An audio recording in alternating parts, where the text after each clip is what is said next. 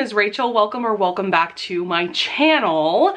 Today, I'm here to rank all of Tessa Dare's novels and novellas that I have read. There are 19 in total. She has written a few more books that I have not read. Basically, she published 2 series with a smaller historical romance publisher before she got signed by Avon. And so I read the first book in one of her older series and I really didn't enjoy it all that much.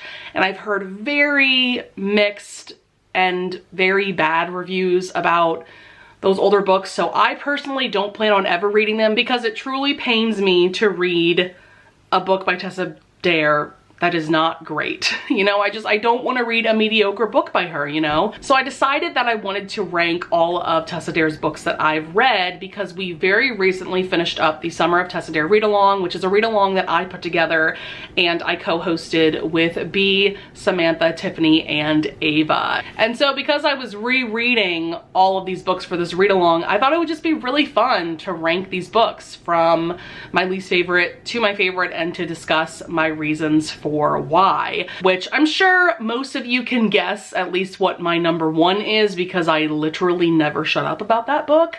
But if you don't know, if you're new to my channel or to my content, welcome. I am Tessa Dare's biggest fan. Truly.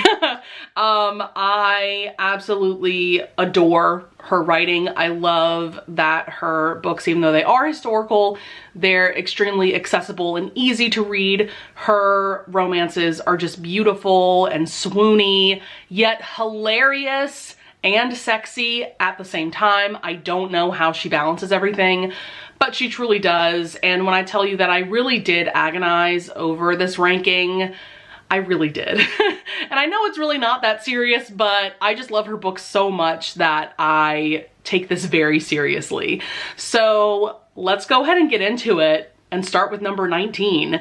That is going to be Goddess of the Hunt, which is book 1 in one of her older series. I believe this is her oldest series, if I'm not mistaken. She wrote this series and then like the Stud Club series, and I don't remember which one's older.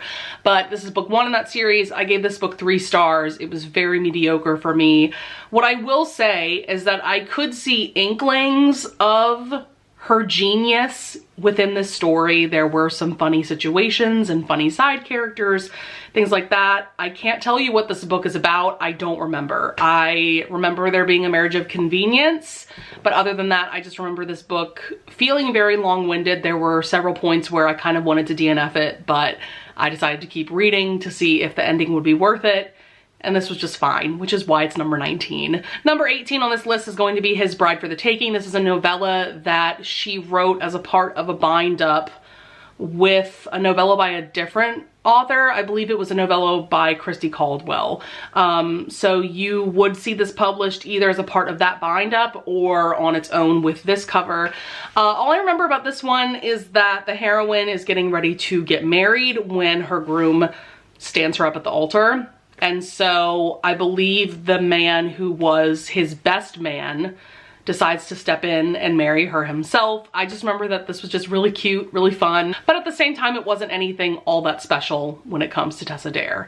Number 17 on this list is going to be Once Upon a Winter's Eve. This is book 1.5 in her Spindle Cove series. And if you don't know anything about Tessa Dare or her series or anything like that, this was the first series that she published with Avon, and this one centers around Spindle Cove, which is this small coastal village that young ladies of society would go to when they needed to get away from a scandal or they were recovering from an illness, something like that. But it's a very eclectic and quirky group of people that live in this small town, for sure, which is one of the many reasons that I adore this series with my heart and soul. But this one is, like I said, book 1.5. It's a novella, and this one, I cannot tell you what the characters' names. I think the hero's name was Christian.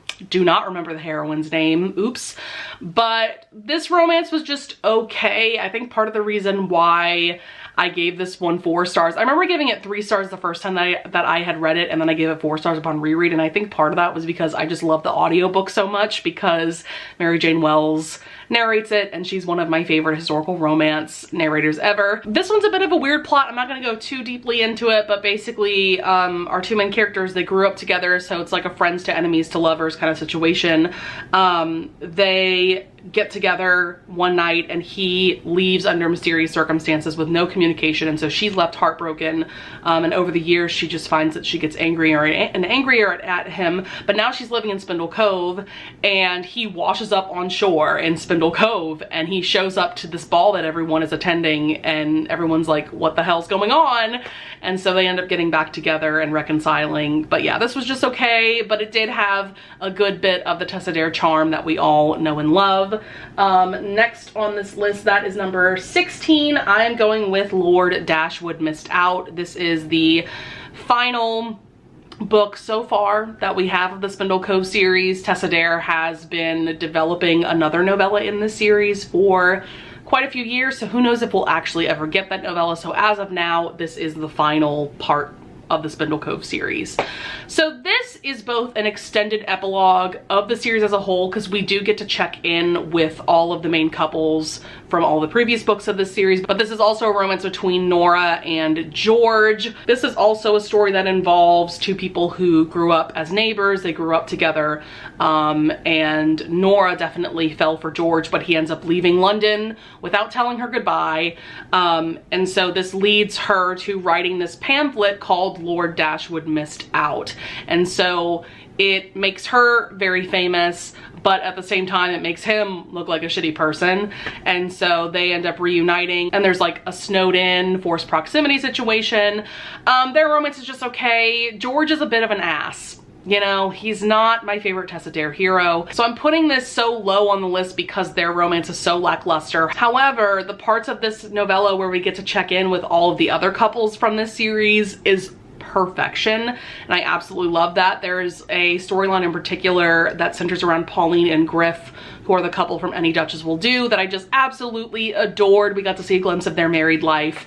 So there are parts of this book that are like 5 stars for me, and then the romance is just very meh. Number 15 on this list is going to be Meet Me in Mayfair. This is Tessa Dare's novella that she wrote as a part of this Christmas historical romance bind-up that she wrote with Sarah McLean, Sophie Jordan, and Joanna Shoup. I love this bind-up as a whole. Let me just say that. If you are looking for some Christmas historical romances, if you feel like you're just not in the Christmas spirit when it comes to Christmas time, definitely pick this up and give it a chance. This was actually how I discovered Sophie Jordan and Joanna Shoup, was from reading this bind-up. But Meet Me in Mayfair, this is inspired by Meet Me in St. Louis, and what I love about this bind-up is that each of the short stories or novellas is inspired by a different Christmas movie. So Tessa Dare's, like I said, is inspired by Meet Me in St. Louis, and so this is a really fun novella because we have Louisa, and unless she catches a wealthy husband at the ball, the Duke of Thorndale will evict her family from their home, and she finds herself waltzing with the Duke of Thorndale. And most of this novella is them spending the night together. They're just walking around London, and it's snowing, and it just has like such a cute magical feel to it. I don't have too much to say about this one, which is why it's kind of low on the list, but it is a really sweet and fun romance that I did truly enjoy. So for number 14 on this list, we have Say Yes to the Marquess, or Say Yes to the Marquis, however you want to say that word, basically. But this is book 2 in her Castles Ever After series, and upon reread, this is just a very solid 4-star book for me. It's not one of my absolute favorites by Tessa Dare, but as you can tell, it's not my least favorite either. I do truly enjoy parts of this book. For one thing, I love that Cleo, our heroine, is plus sized. I think this is Tessa Dare's only plus size heroine, now that I'm thinking about it. So I love that representation. I definitely related to Cleo a lot. I love that Rafe, our hero, is a prize fighter. We also have this very interesting trope where Cleo has been engaged to Rafe's brother for like 8 years, and it seems like that wedding is never going to happen. but Rafe is trying to make it happen for his own reasons, yet he ends up falling for her. So it's just very adorable, very cute. Like I said, also has some great plus size representation and things like that. But I did find the pacing at times wasn't the best. It's just not as special to me as some of her other books. So for number 13 on this list, I decided to go with Do You Want to Start a Scandal? And I will say I was going back and forth quite a bit between where to put these books, but ultimately upon reread, I did enjoy this book maybe just a little bit more than Say Yes to the Marquis. So that's why this is number 13. But this book actually has a very interesting connection to this book because Piers, who is Rafe's brother that is going to marry Cleo in this book, is actually the hero in this book. And so this book is also an interesting crossover between the Castles Ever After series and the Spindle Cove series because, like I said, the hero has a connection to the Castles Ever After series, and Charlotte, our heroine, is one of the 3 Highwood sisters who are featured prominently in the Spindle Cove series. So that's definitely a fun little crossover.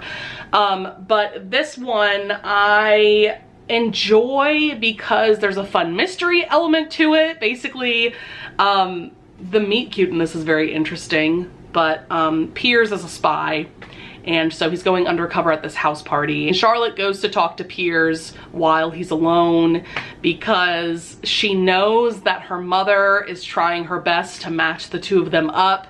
And so she just wants to warn Piers basically of that. But then they hear footsteps out in the hallway, and so they hide behind a curtain, and these 2 people come in and they have a tryst. And so they're overhearing these people going at it.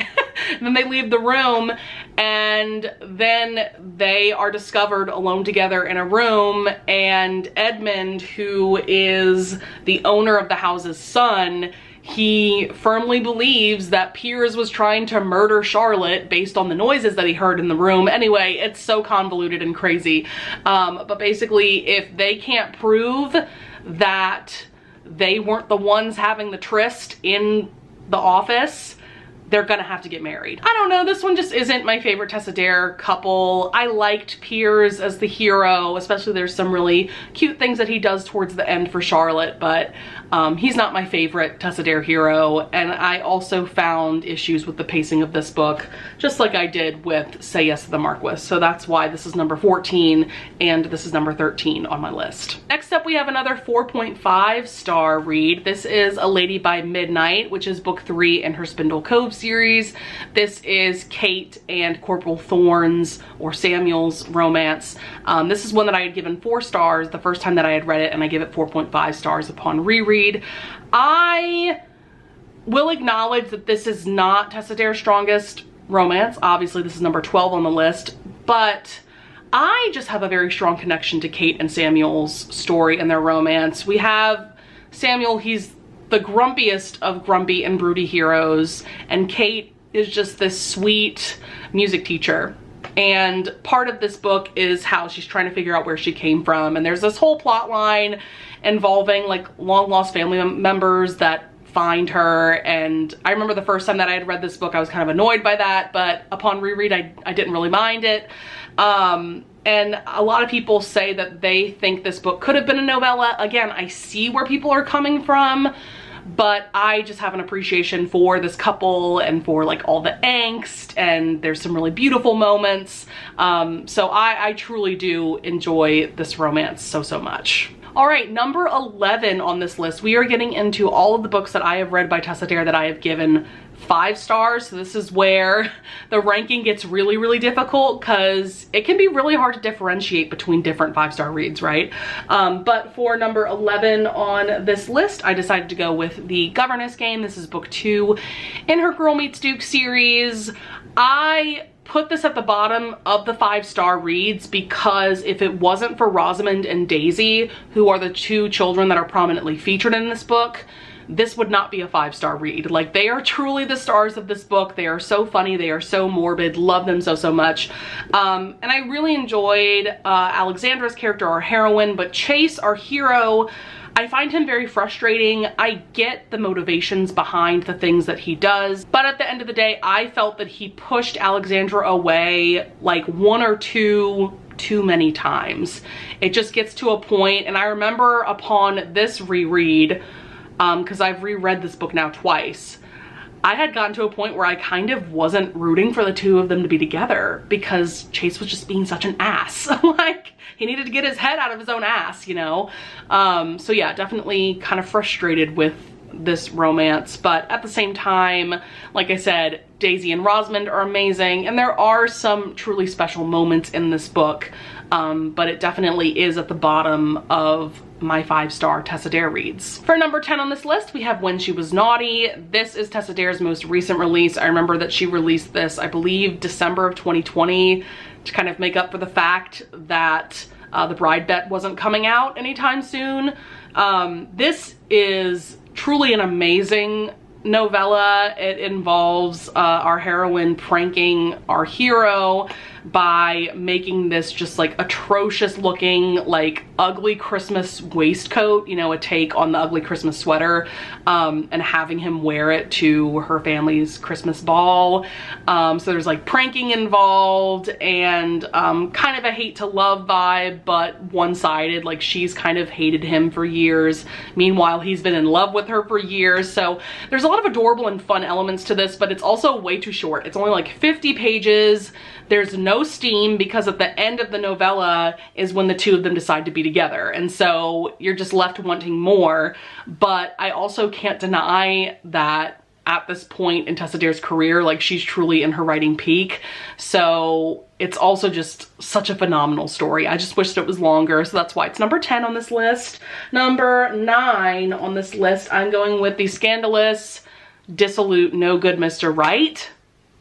I hope that I got the title right. Every time I have to say this title, I get it wrong. I mix up one of the words, but this is another novella. I think this was first published in a bind-up of novellas by other authors, but you can also just read it on its own like I did. And this one is so fun because we have our heroine, and over the years she has these run-ins with Harry, our hero. And like, they see each other at different balls and things like that. And I have to say that this novella truly has some of the best banter that Tessa Dare has ever written, which is really saying something because Tessa Dare is a queen, a true queen of writing amazing banter. But I just love seeing these kind of vignettes of the two of them seeing each other over the years and then seeing the two of them fall for each other. And I remember this one having a really sweet and heartfelt love confession from Harry at the end. So it's just really, really enjoyable. Would highly recommend it if you haven't given this one a chance. Next up for number 8, I decided to go with Beauty and the Blacksmith, which is another novella in the Spindle Cove series. This one is Diana Highwoods' romance with Aaron, who is a blacksmith. Diana is the eldest of the 3 Highwood sisters who, like I said, they're very prominently featured throughout this series, especially because their mother is super overbearing and is trying to make the best matches for them. But this one is definitely one of the sweetest and swooniest romances from Tessa Dare. I distinctly remember this one giving me so many butterflies, especially upon reread. I remember the first time I read this, I gave it 4 stars, but upon reread, I had to bump it up to 5 stars. Aaron is also pretty much Tessa Dare's only cinnamon roll hero. She tends to either write grumpy, broody heroes or rake heroes. So this is really her only cinnamon roll hero, and Aaron is just the sweetest. I adore him. I just love their connection. It's just so sweet, has the right amount of sexiness and angst, and it's just a perfect little novella. Just so, so, so good. For number 7, I decided to go with When a Scot Ties the Knot. This is book 3 in her Castles Ever After series. This is Tessa Dare's only Highlander romance, and I truly hope that she will write more of these in the future because this is just such a special historical romance in my opinion. This is where a lot of people start when they get into Tessa Dare or into Highlander or historical romances in general. And I highly agree that this is a really, really great place to start because it really is a standalone. So we have Maddie, and in order to escape the marriage mart and having to go to balls and things like that, she makes up the fact that she has a fiance who is Scottish and he is a captain in the army. So she's been writing and sending off these letters thinking that no one is receiving them, and so she's confessing a lot of personal things in these letters. And so then one day, this is years down the road, in order to cover up for the fact that this is not a real person, she decides to kill him off by telling everyone that she received a letter that he had been killed in action, and so now she's wearing like all black because she's in mourning. Anyways, Logan Mackenzie, who is in fact a real man, shows up on her doorstep and is like, so are we gonna get married now or what? And she's like, what the fuck is going on? I made you up, right? So definitely a really crazy and bonkers plot, but such a sweet and swoony romance. And I just love seeing this hardened, you know, army captain fall for Maddie. And there's also some really fun side characters because he brings men from his regiment to live at this castle as well. And yeah, it's a really wonderful book. I remember the first time that I had read it, I gave it 4 stars, but upon reread, it is a full 5-star read. Just a wonderful Highlander romance for sure. Number 6, I decided to go with A Night to Surrender, the first book in her Spindle Cove series. This is a book that a lot of people don't like. A lot of people give this book 3 stars, and I don't understand. This book does a phenomenal job of introducing Spindle Cove and all the different crazy, quirky characters that live here, but I also really love the romance between Susanna and Bram. What's really fun about this series is that Bram, the hero in this one, he comes to Spindle Cove to form a militia of local men. But lo and behold, there aren't a ton of men that live in this village that are actually eligible to serve in the militia because they're either too old or too young or something like that.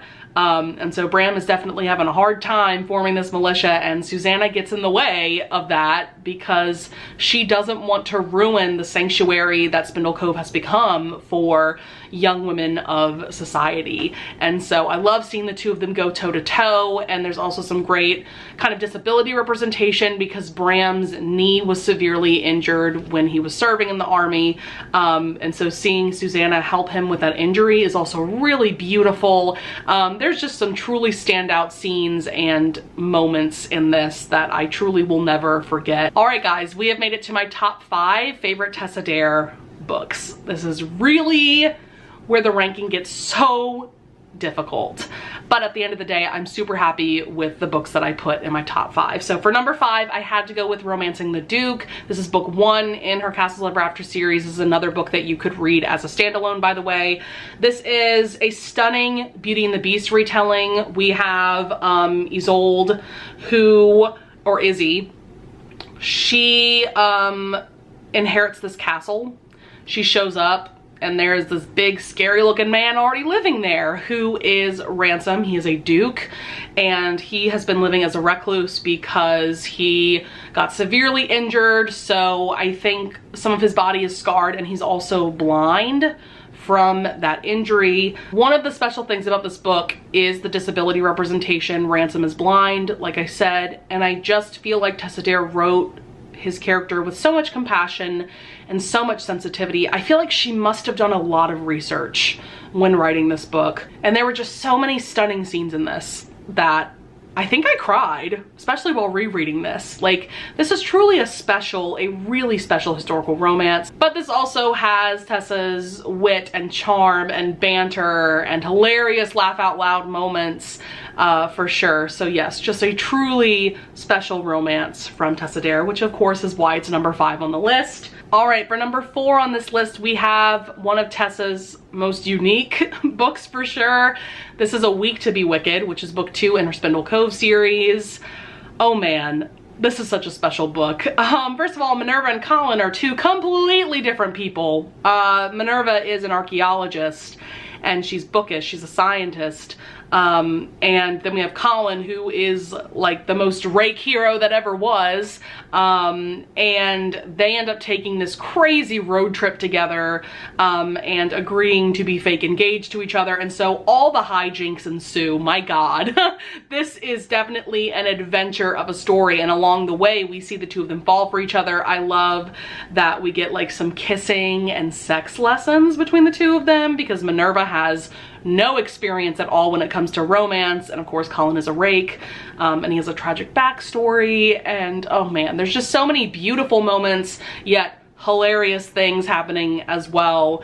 And I'm not someone who usually loves road trip romances. I'm not sure why. It's just like not my favorite thing ever, but this book is just so good that you can't help but love it. And yeah, I'm just smiling so much thinking about like all the crazy moments and the amazing banter between Colin and Minerva, and just like seeing these two seemingly very different people fall for each other. It's just truly a perfect historical romance. Like when it comes to this top 5, like all 5 of these books to me are truly historical romance perfection. All right, my top 3 Tessa Dare books. Oh my goodness. Number 3, we have The Wallflower Wager. This is book 3 in her Girl Meets Duke series. This is Penny and Gabriel's romance. Truly the epitome of a grumpy sunshine romance. I love that we have Penny, who is a lady, and then Gabriel, who is a self-made man. And the basic premise is that he's trying to flip the house next door to her, because he knows that people they would pay anything to live next to a lady of society. But Penny isn't your typical lady. She basically has this menagerie of animals. One of the many things that I love about Tessa Dare's books is that there's always at least one quirky animal featured in all of her books. But this book is that times a million, because she's got so many different animals. She's got a goat named Marigold, an otter named Hubert. There's this parrot named Delilah, who we find out early on in the book that this bird must have lived in a brothel based on the things that it says, which is just so out there, so hilarious. There's like dogs and cats and all kinds of animals that Penny has. And so once again, we have two seemingly very, very different people. And like I said, the epitome of a grumpy sunshine romance, and seeing these two fall for each other is just so stunning and beautiful. There are moments in this book that have made me cry. There are moments of this book that, just like with pretty much every other Tessa Dare book I've read, that make me laugh out loud, like yell laughing, especially when it comes to frickin' Delilah the parrot. And given that this is the latest book in the Girl Meets Duke series, we get some really great scenes where all of the couples from the series come together, and it's just so fun to see. I do want to throw out there, I feel like people don't point this out enough when talking about this book. It does take a darker turn towards the end. Content warning for childhood sexual assault. But I think that the way Tessa dealt with that topic was very well done. There's just so much to love about this book and about Penny and Gabe's romance, and I could just go on and on about it. It's that amazing, truly. So number 2 on this list, oh my God. I remember writing in my Goodreads review after rereading this book that this is truly a perfect historical romance in every way. And honestly, getting to reread this book is one of the main reasons why I'm so happy we did the Summer of Tessa Dare read along, because it truly made me realize how special this book and this story is. So for number 2 on this list, I had to put Any Duchess Will Do. I believe this is book 4. Yeah, book 4 in the Spindle Cove series. This is Pauline and Griff's romance. So this has a My Fair Lady feel to it. We have Griff, who's a duke, as you can tell from the title, right? His mother is so overbearing and so entertaining. And so at the very beginning of this book, she brings him to Spindle Cove. She basically kidnaps him, brings him to Spindle Cove, and is like, you need to pick a wife. And honestly, at this point, I don't care who it is, just pick someone and we'll bring them up to snuff so that they can be a duchess, right? So he goes into the local tavern and he sees Pauline, who's working in this tavern, but she very clearly is not a woman of society or of high social standing. And so he decides to pick her as his Duchess, really to mess with his mom. And so Pauline agrees to go with Griff to London for a week so that they can give her a makeover and make her into the perfect Duchess. And so she agrees to this plan to basically earn some money. And along the way, of course, Griff and Pauline fall for each other. This book is so special to me. Number one, because of how funny it is. Oh my God, I love that Pauline messes with both Griff and his mother and just like trolls them, especially his mother. And I just love the truly laugh out loud moments in this book. It's just so great. But also I have to bring up Daniela, who is Pauline's sister. I love, this is a very small detail about this book, but I love the relationship that Daniela and Griff have with each other. It's just like the sweetest, like brother-sister kind of relationship, and I just love the way that he treats her. Also, Griff's character arc, my God, who he is from the beginning of the book to who he is at the end, it's like night and day. His backstory is so tragic. I cannot tell you how much this book makes me cry every time I've read it. Like, I am straight up bawling my eyes out because of Griff's character arc and what happened in his past and how he's trying to move on from that. And I just can't get over how beautiful this romance is between Pauline and Griff, given how crazy and out of the box their relationship starts, right? And it just becomes this beautiful, stunning romance towards the end. This is just an incredible romance that I feel is not talked about nearly enough. So that's why I had to put it as number 2 on this list. So, number 1, I think we can all guess what number 1 is going to be. This is a book that I never shut up about. I never will shut up about it till the end of time. That is The Duchess Deal, book 1 in Tessa Dare's Girl Meets Duke series. Oh my God. This is truly my favorite historical romance that I've ever read. I just have such an emotional attachment to this story and to these characters. This is a marriage of convenience between Emma, who is a seamstress, and Ash, who is a duke. We have another Beauty and the Beast retelling going on. Ash was severely scarred while serving in the army at Waterloo.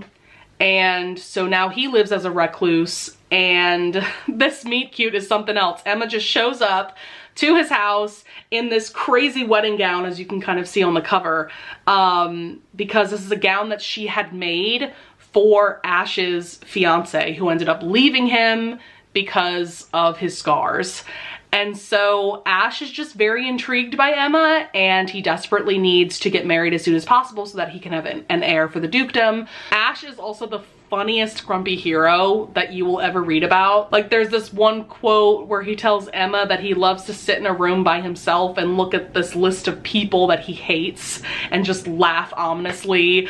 There's just so many other like hijinks and absolutely hilarious things going on with Ash's character, but at the same time, he has a lot of trauma going on given that he is scarred now and he really views himself as a monster. So seeing Emma break through his walls is just stunning, and I love seeing Ash fall for her, and we see him do things for her because he just can't help it, and there's so many fun side characters, and it's just truly a perfect historical romance for me personally. Once again, I laugh out loud several times reading this book. I tear up a lot because you just can't help but feel for both Ash and Emma. They both have tragic pasts in some ways, and it's just amazing. I mean, as you can see, I can't stop smiling when talking about this book. I could go on and on and on about this for hours if you let me. So that is going to be it for my ranking of all the books that I have read by Tessa Dare. I am personally challenging any of you that participated in the Summer of Tessa Dare to also rank these books. And if you have a booktube channel, please make a video. I'm also going to personally challenge all of my co-hosts for this read along. So Ava, Samantha, Tiffany, B, I am challenging you guys to also make this video because I'm very interested to see where you guys would rank these books as well. So I hope that you guys enjoyed this video. I would love it if you would leave a comment down below if you want to discuss any of the books that I brought up in this video. I would also love it if you would leave a like and subscribe. And I thank you so much in advance if you do, and I will see you guys in the next video. Bye!